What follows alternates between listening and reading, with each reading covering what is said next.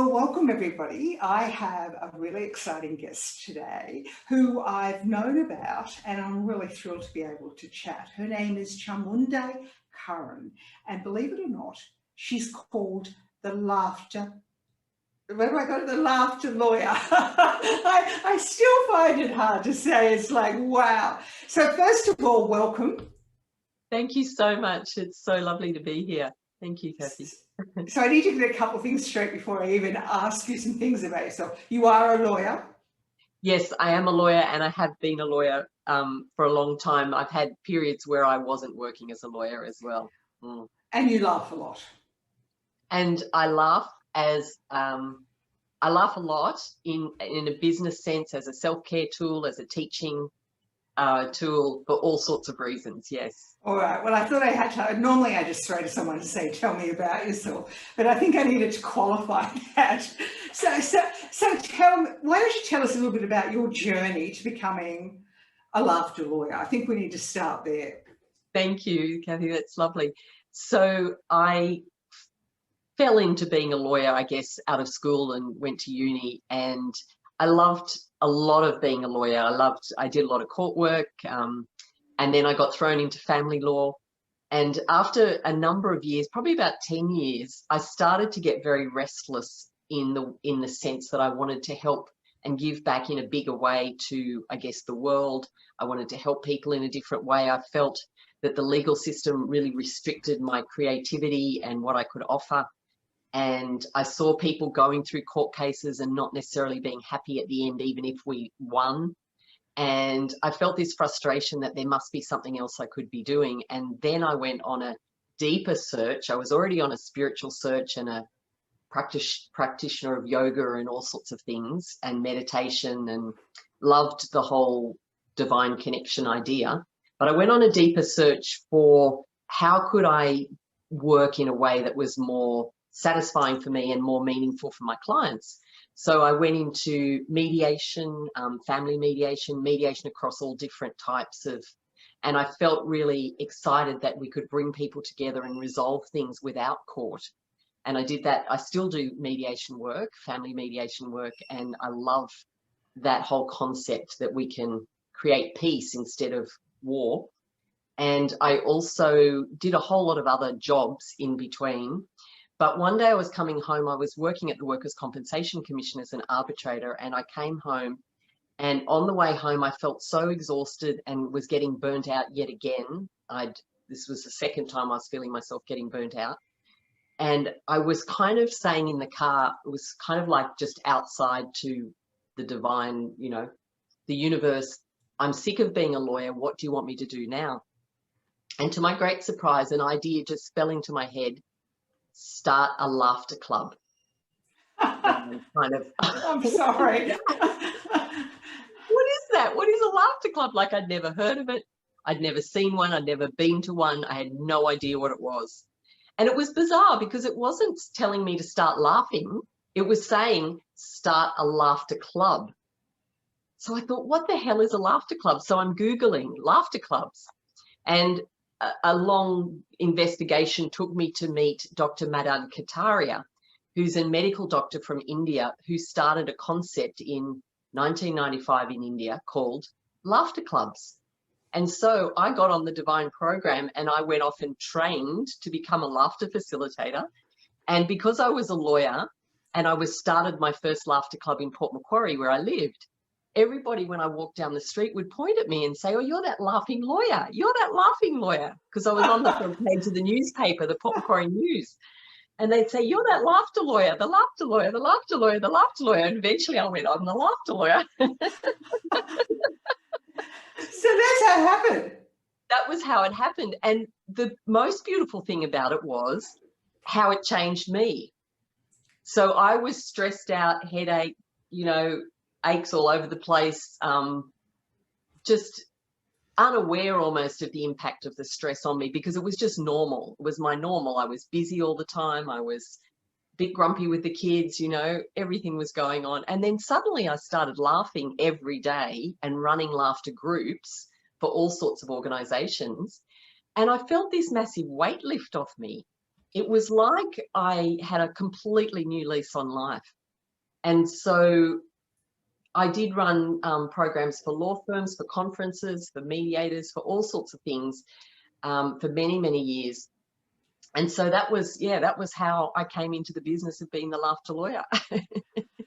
So, I mean, the obvious question is, I just love your face. It's just lighting up, this smile. It's contagious. So, which it's meant to be, I gather. So tell me, do you make a living? Well, it's a strange thing. It's the business side has been, to be honest, up and down in terms of how popular it was, and then it would kind of go quiet a bit and then get popular again.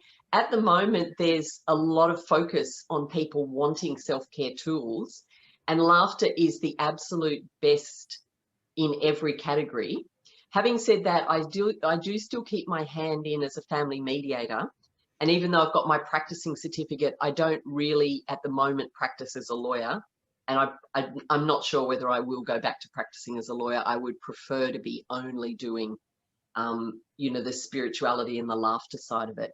And I've also spent the last, at least probably the last 15 years deeply studying a whole lot of spiritual work and meditation and Sanskrit mantra and Vedic studies and all sorts of other things. That's kind of another bucket of what I do. However, what I found is all of that contributes to me loving the laughter more and feeling even more joyful when I'm running laughter classes. So it's kind of like the foundation of what I do. Which is a bit like us talking about everything's built on a foundation of emotional self-care, because unless you know your inner world, you can't do all the other things. And life is like that. It's up and down. It's not smooth sailing. And once you realize that, you pull tools that help you through those moments. That's right. Yeah. And I've certainly had my own personal up and downs, of course, which also has taken my focus a little bit away from the business of running the laughter for a number of years. But definitely in the last year or so, I've been back kind of feeling really called even more to offer the work. So yeah, so perfect timing that we're having a conversation about it. So before I ask you about the health benefits of laughter, because I know we all feel great after a good belly laugh, it's the best feeling. And often it happens at the most inopportune time. Like you can be really sad and laughing your head off in a movie, which is just, you know, if you're thinking about the circumstance, probably totally inappropriate, but it feels good. So tell me, do lawyers actually pay you to go and teach them to laugh? I've got to ask that question. It has happened. Yes, it has definitely happened. One of my favorite, I went through a stage of doing a lot of conferences when we were in person. And one of my favorite conferences was, I think there was about 70 lawyers. And they had a choice between doing a laughter session and doing some other more traditional legal training. And I think about 70 of them chose to come in and do the laughter workshop. And we were hysterical. They were almost on the floor with the laughing. And yes, I've done conferences for law firms. I've done all sorts of different workshops. And sometimes it's individual coaching as well. So I'll do individual work with people because it depends a lot on what people want to get out of it and how they want to sustain it. And initially when I started the work, it was much more a one-off thing that I did. But of course, over time, I've realized to really get the benefits on an ongoing basis, we need it needs to become a habit, just like, you know, mindfulness beautifully teaches that you need a mindfulness practice. Well, you actually need a laughter practice in the same way, because laughing once is like going once for a walk in your whole life. And you go, oh, that felt good. Okay, so let's just talk about that and break it down. So the health benefits, what does the science tell us? So there's different areas where laughter benefits us. First of all, physically is where most people probably know that laughter reduces your blood pressure. It actually normalizes your blood sugar. It cuts down on cortisol, which is recognized as the stress hormone that interferes with a lot of our bodily functions, our digestion, our sleep, and all sorts of things. So laughter very quickly brings cortisol levels down. Cortisol also affects our metabolism. It can, in some people, they'll gain weight when they've got too much cortisol. So laughter yoga actually helps you lose weight. That's also because of the exercise and the endorphins. So laughter is an antidepressant. It releases the neurotransmitters, endorphins, serotonin and dopamine. So serotonin, of course, we know, and dopamine and the endorphins are all involved in our not being depressed, like as in antidepressants, there's the serotonin balancing. Well, laughter does all of that. Then physically as well, it puts a very high amount of oxygen into our system. So our brain needs more oxygen to function properly. All of our organs get charged with oxygen, and the oxygenated blood pumps through like our liver, our kidneys, our heart, our digestive system. So you're getting all this activity going on. Then within the heart, they've proven through research that it reduces a second heart attack for people who've had one, because it helps to open the arteries, and it also increases the blood flow through the heart. And also people feel happier. So the happy mood reduces the stress on the heart. That's been proven in other ways as well. So that's a little bit of the physical. Also, there's a pain relieving element with the endorphins. So you get pain relief, headaches, back pain, all that sort of thing decreases. You get a muscle relaxing effect. So tight muscles relax with laughter. And there's that saying that somebody fell down laughing. That's actually because when you really laugh, we've all probably done it, you almost have to lie down because everything goes sort of a bit, all your body goes a little bit limp. It's kind of like, oh, because the muscles relax. So that's, then in the brain, there's the right and left hemispheres of the brain start to connect, and it increases the connections. So you get creativity, you get whole brain thinking, it improves your memory, it improves your focus and your concentration. There's a whole lot of things that happen there. Then next to the physical, there's the emotional benefits, which probably most people may not know all about. But there's an amazing emotional balance that happens when you laugh, again, because of the mix of the cocktail of the chemicals.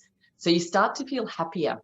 And when you're happier, you have a different outlook on your problems, and you also have an emotional regulation. So you don't have that mood swing thing that happens. Everything goes calm and peaceful because of the coherence in the heart waves. They've measured all of that through all sorts of different research, you know, as to what happens in our heart. Then energetically, so emotionally you get that, you get the happiness. Then also emotionally you get oxytocin is released. So you get a connection to other people, and you get, because you're feeling happier and more stable in your emotions, it's easier to be open to other people and to listen to them. That whole listen to understand part of us becomes more available because we're kind of grounded and peaceful and like, I'm okay, you're okay, so I can listen to you. So there's this whole emotional thing that happens. When you're happier, you're less likely to be snappy at people, you know, you're better in your relationships. So relationships harmonize. And there's research that says that couples that laugh together don't fight so much. You know, there's a whole bit of research around couples who laugh together. And then you've got the spiritual aspect, or the connection to the deeper part of our own heart that comes when you laugh. You sort of get it's like the energy self and the physical self starts to move together, and all of your energy field, like that part that's bigger than us, starts to kind of light up. So you then become magnetic to other people, and you become magnetic to resources and to opportunities and money, and all sorts of things start to come because you're present in your body and you're happy and you're settled, and then you start to magnetize everything. So I just noticed something when you first, you first started your wonderful big smile and laugh. I connected with you straight away. In a way, when I'm doing these interviews, it's not always the same.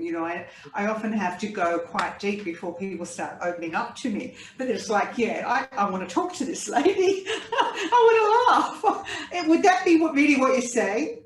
Yes, that's beautiful. I'm so glad that that happened, because that's the intention, is that when we are happy and joyful and we have open hearts, we're available to other people. I want to be really present in this interview and give anything that I can say that might help people. And that's exactly how it works. And then there's a whole being present in our physical bodies because we're comfortable emotionally. If we're feeling happy, we're kind of happy to connect with each other and, yeah, tell me about what you're doing. And that's amazing. And yeah, so there's So kind of an openness. what do you do when you're sad? Oh, well, I cry when I'm sad. I tell myself sad is normal. And I also sometimes, depending on what's going on and why I'm sad, sometimes after I cry, I get myself laughing and bring it into perspective. But yes, all the emotions are there. I get angry as well. Of course I do. And I do my best to let myself feel the whole range of emotions. I don't believe it's about shutting things off, but what I've discovered in any time of burnout or stress, when I choose laughing, the letting go of what's happened is so quick. And I also do meditation. I'm an energy healer. I do so many other things. But the more I come back to just laugh, the faster things shift. And my So do you think that's interesting. Do you think it should be a daily practice or a weekly clear out? Or daily, definitely daily. And what I didn't add with the benefits is it takes about 15 minutes of sustained hearty laughter to get all of those benefits really start to embed. And that's why laughter groups started, and laughter yoga, and why I do coaching with people, and I run, more than one workshop. Because for some people at the beginning, it feels a bit weird. It's like, there's nothing funny. Why am I laughing? And they can feel awkward. But that disappears after 2 or 3 sessions. And I think that I've forgotten what I was talking about. Let's laugh. Let's laugh. 15 minutes. You need 15 minutes. I just said it helps your memory, but sometimes it goes. It takes 15 minutes of laughing, so it should be a daily practice. That's what you were asking me. Yep, my memory came back. So is there a time of the day? Should it be morning or night? Or what I think is most important is link the laughter to some daily habits. So I'm a great fan of get up in the morning. If I'm doing my pranayama or my meditation, or I go have a shower, I make a cup of tea, I link some laughing to my activities in the morning. So I'm getting ready, making a cup of tea, ha, ha, ha, ha, ha, ha. I'm having a shower, I'm having a little giggle in the shower, not making it difficult or stressful, making it fun. And then if I'm driving somewhere to work, because I do some work in an office, it takes me about half an hour to get there on the days that I drive there, I'll be laughing in the car. And if I need help, I'll have some funny videos, or I'll have some laughter yoga videos or something on in the car playing with laughter to help me. And then also at the end of the day is a great time if you've been working and busy, and then so beginning and end, and then during the day, if anything gets a bit sort of hectic or a bit stressful, just to have a break, breathe, like look outside. If you have a mindful practice, be mindful, add a little bit of laughing, ha ha ha ha ha. So it's whatever works, but definitely I'm a big advocate of daily. It needs to be daily. Well, I have a morning and evening ritual, so I'm going to try and add laughing over a cup of tea. I'm not sure how that's going to go, but anyway, we're going to give it a go. So maybe you can give us just a quick example of how people could do it in the morning, for example, over a cup of tea. Yes. So I like to start everything with a little bit of breathing and body movement. So when I get up in the morning, I might do a little stretch. So breathing in, and as you're breathing out, you'd normally just like breathe out, but you can breathe in, and you can breathe out with the sound of laughing. Ha ha ha ha ha ha ha.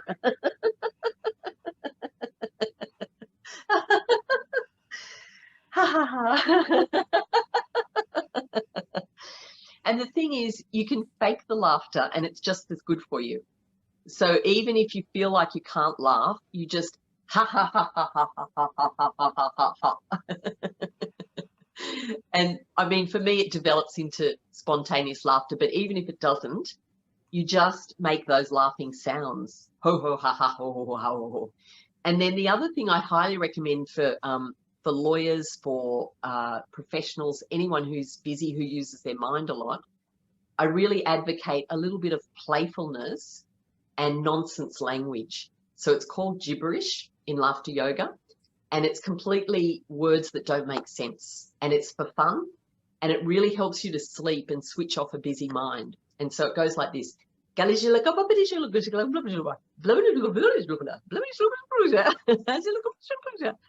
blah blah blah blah blah blah blah.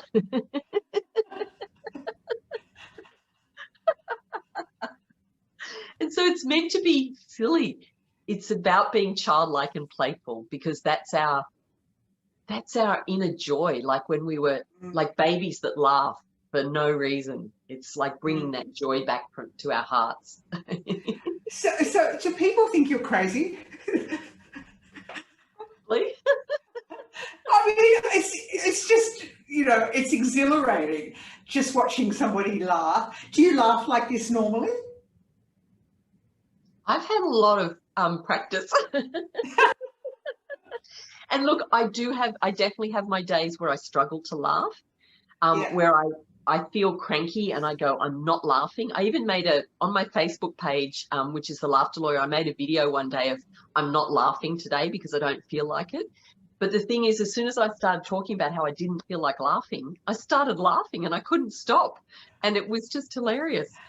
But it's all about our commitment. I mean, if you wanted to learn to be a really good swimmer, at first you would probably be getting water in your mouth and you'd feel annoyed and you might get sore arms, but your commitment would mean you'd go back in the water.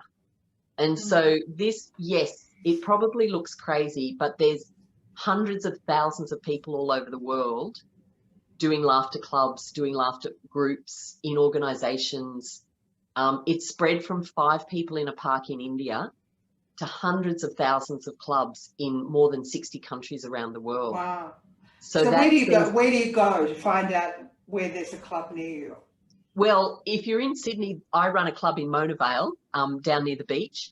There's also a website called Laughter Yoga Australia, and that's got some clubs. There's one in Crow's Nest in Sydney as well. There's one in Bondi, beautiful group in Bondi.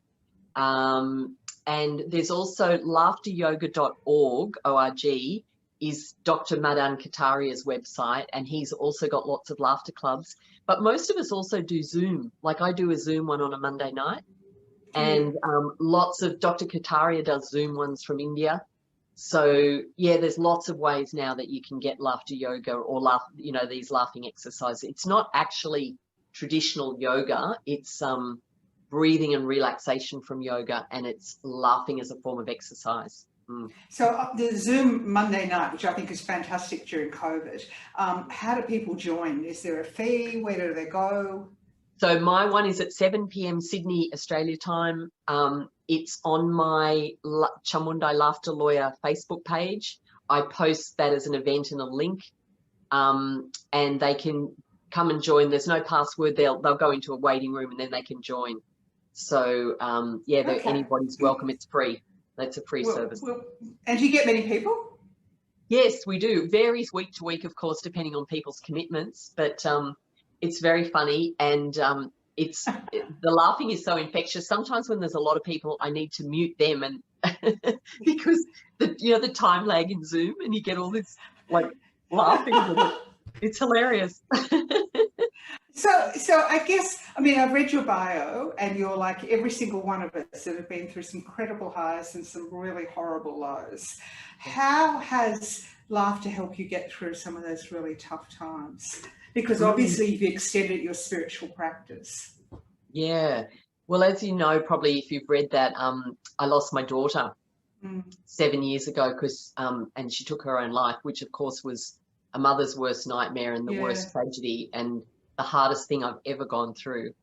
And of course it still impacts me, you know, in many subtle ways. And it's a trauma, you know, that impacts and pops up sometimes.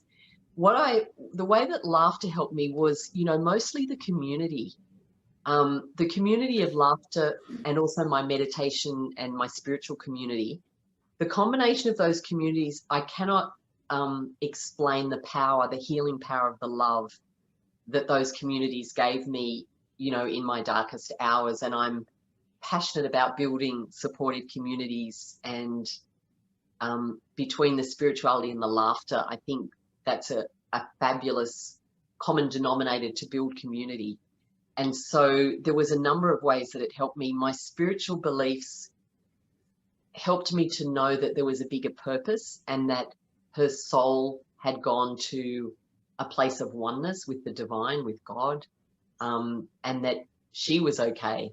Those of us who are left are the ones that are not so okay. And I struggled, of course, to find meaning in that. However, I also was very lucky enough to have teachers and friends and healers who gave me so much support and healing, and my laughter community was there whenever I felt, yes, I want to laugh, I can still laugh.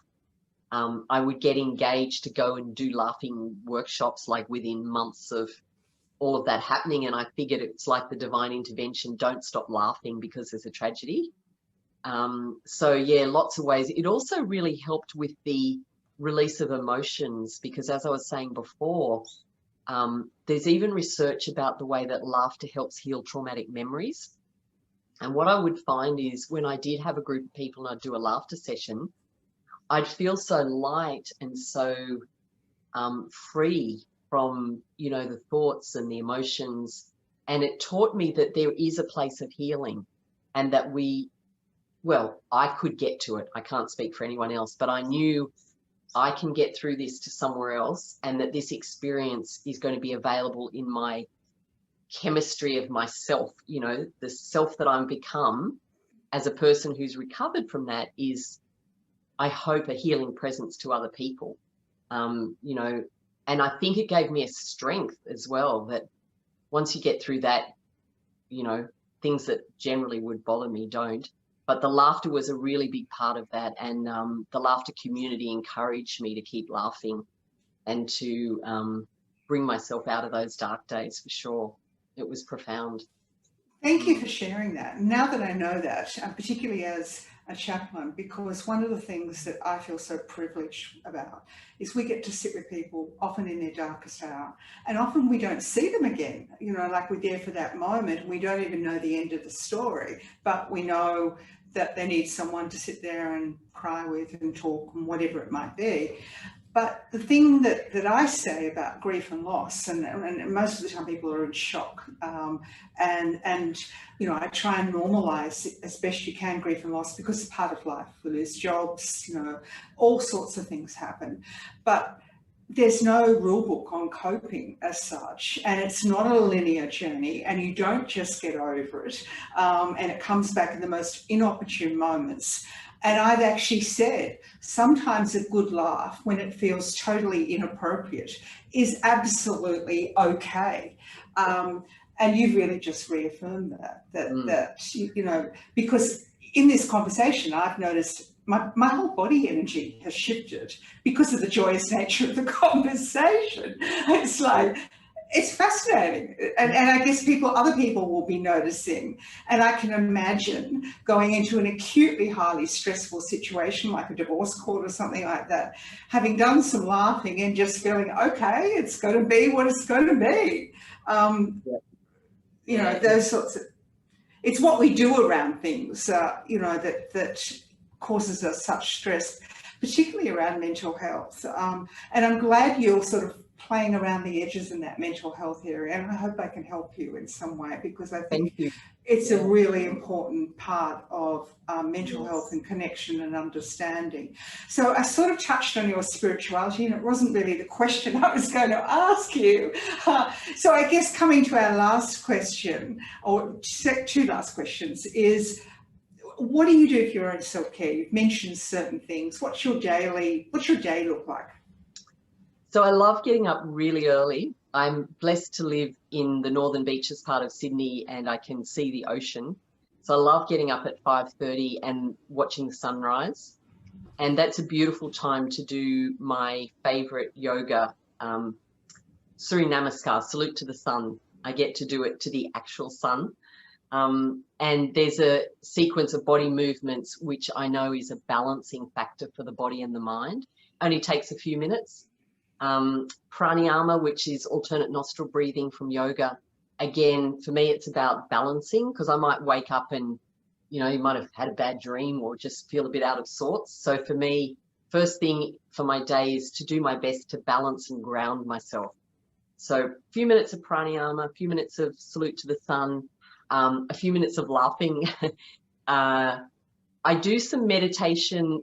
It's not strictly A, B, C, D. I'm a little bit of a flex and flow person. I might go for a walk down to the beach if I've got time, depending on my day, and sit on the beach and do some meditation.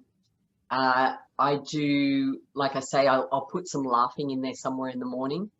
At some time of the day for my self-care, usually it's more at the end of the day, I'll do some spiritual rituals. So when I've been in India and spent time in the temples and the Vedic traditions, they have a lot of rituals which involve fire, like lamps and